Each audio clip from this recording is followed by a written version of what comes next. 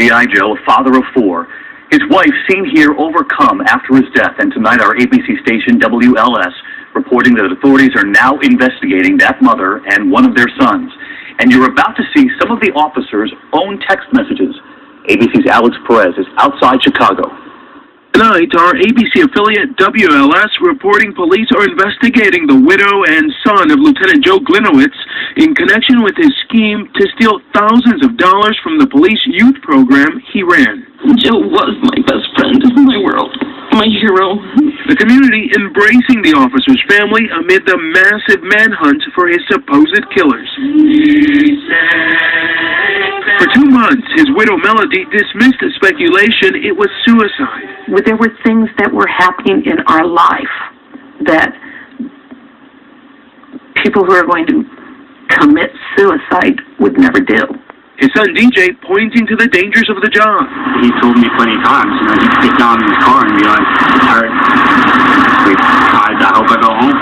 But yesterday, that revelation, Joe Glinowitz had staged his own death, shooting himself twice in the chest, over and under his bulletproof vest. Glinowitz committed the ultimate betrayal. Police say he thought the new city administrator, Ann Marin, was about to expose him as a thief, stealing thousands from that youth program he ran with his wife. In text messages to an unidentified person, Glinowitz wrote, "She hates me, and she has now demanded a complete inventory of the Explorer program."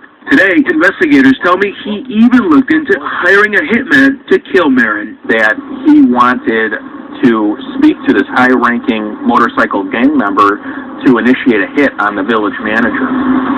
The hero police officer, once honored with signs around town, now a villain.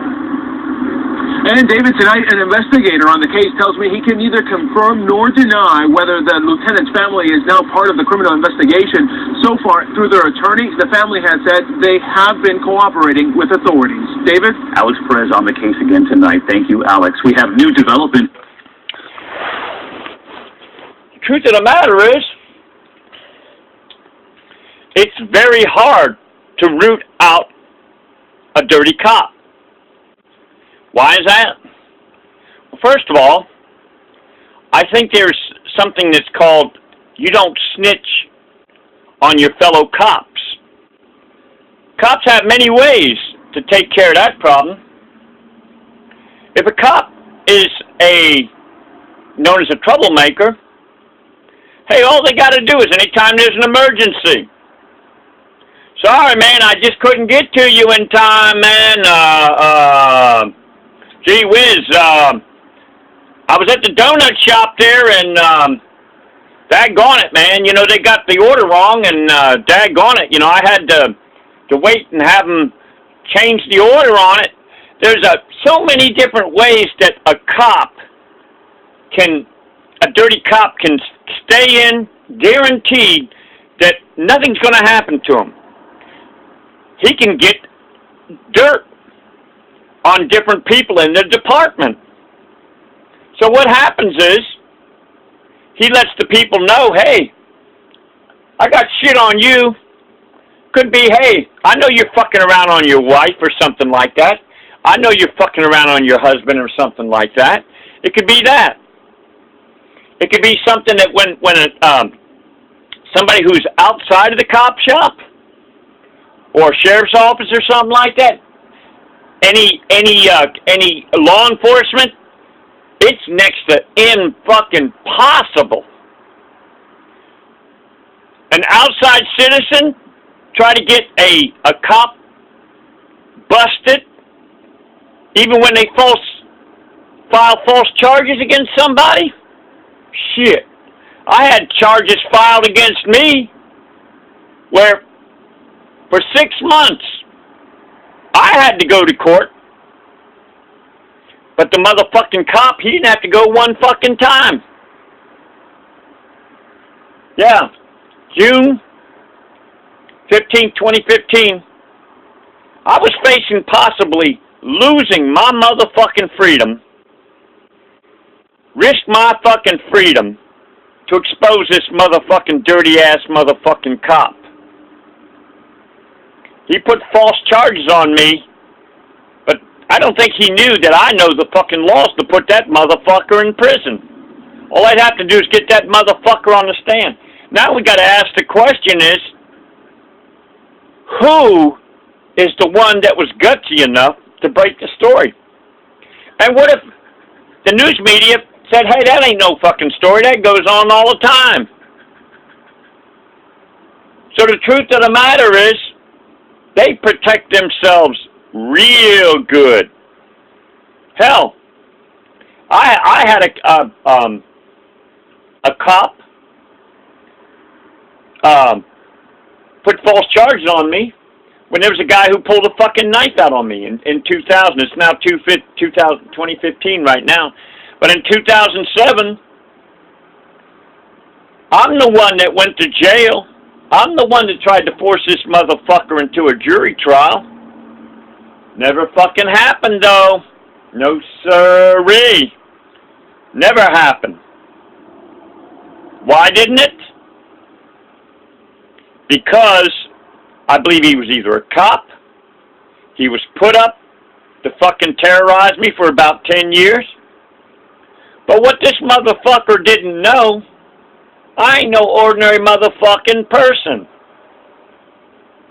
Back then in 2007, with a good 15 pounds around my waist, I could get up on a chair and knock out an easy 13, 14 push-ups, putting my toes on a desk, on a chair, and putting my fist on the floor.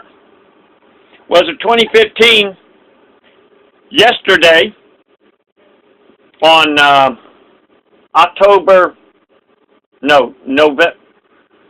December? The 11th month of 5th day, 2015. Yesterday I did, I think, 21 push-ups where I put my toes on a dresser desk height and I put my fist on the floor and I did 21 of them motherfuckers. Today I did, I think it was 20 of them. So I hover around there. But I keep myself in damn good shape. I keep a tape recorder on me all the time. I let people know I ain't going to start no motherfucking trouble. But while the average person is drinking their six-pack, smoking, and everything like that, I work out on a regular basis. I practice for war every day, but I hope for peace. So the truth of the matter is, we got to find out who's the one that fucking broke the story. Was ABC interested? Or was there somebody that went to ABC and had clout?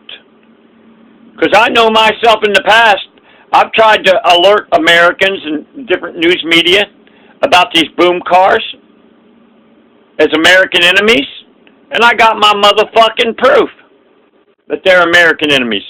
Florida Statute 876 tells me that they're American enemies. United States Code Title 18, 241, 242 tells me that they're American enemies. We got fucking American enemies that are on TV. We got a fucking show that's called How to Get Away with Murder on fucking TV. Comes on tonight, Thursday. I guess it's November 5th, 2015. Comes on tonight. I've yet to hear of any cops arresting the TV station that puts that shit on. How to Get Away with Fucking Murder. So, and then you'll notice that this guy wanted to hire a hitman to kill the person that was doing the audit on the youth league, which had been going on for years and years and years.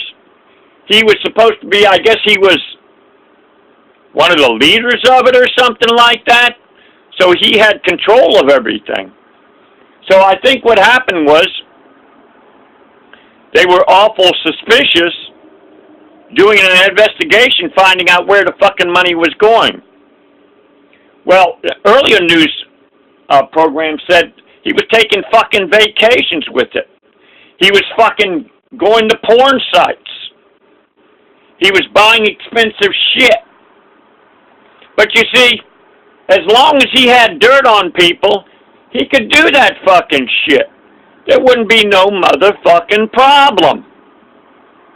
But then, I guess there was a changing of the guards at City Hall. And so that person that was in there, that probably knew about everything was going on, for all I know, maybe the cop was paying off people all along the way. So it's very, very hard, the intimidation tactics that can be used on a private citizen. Hey, I had a fucking prostituter, Brittany Forrester, lying and saying that I was given a judicial warning. So we had the prosecutor,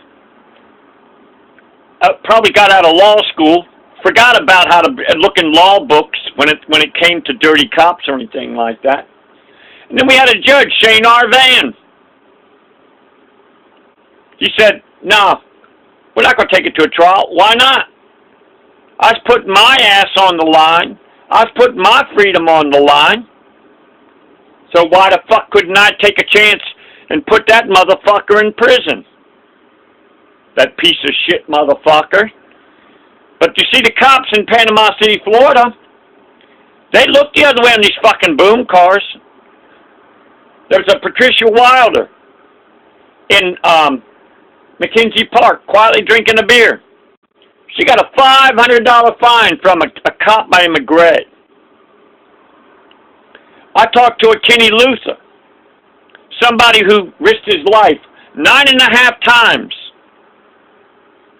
going over in Russia, and I think he said Afghanistan and Iraq and different places like that.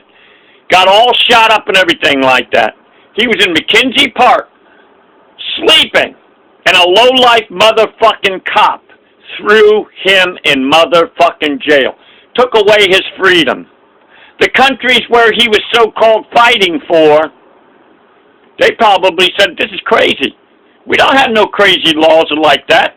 Anybody can sleep where they want if they're tired. But I believe there's a payoff going on, and the jail, somebody in the jail is paying the cops to make sure that jail stays full. So this is my 2 cents right here, Jimbikeman, Panama City, Florida. I believe it is a personal sin for me not to verbalize wrongs worse than my wrongs. That's what I believe. Jimbikeman signing off.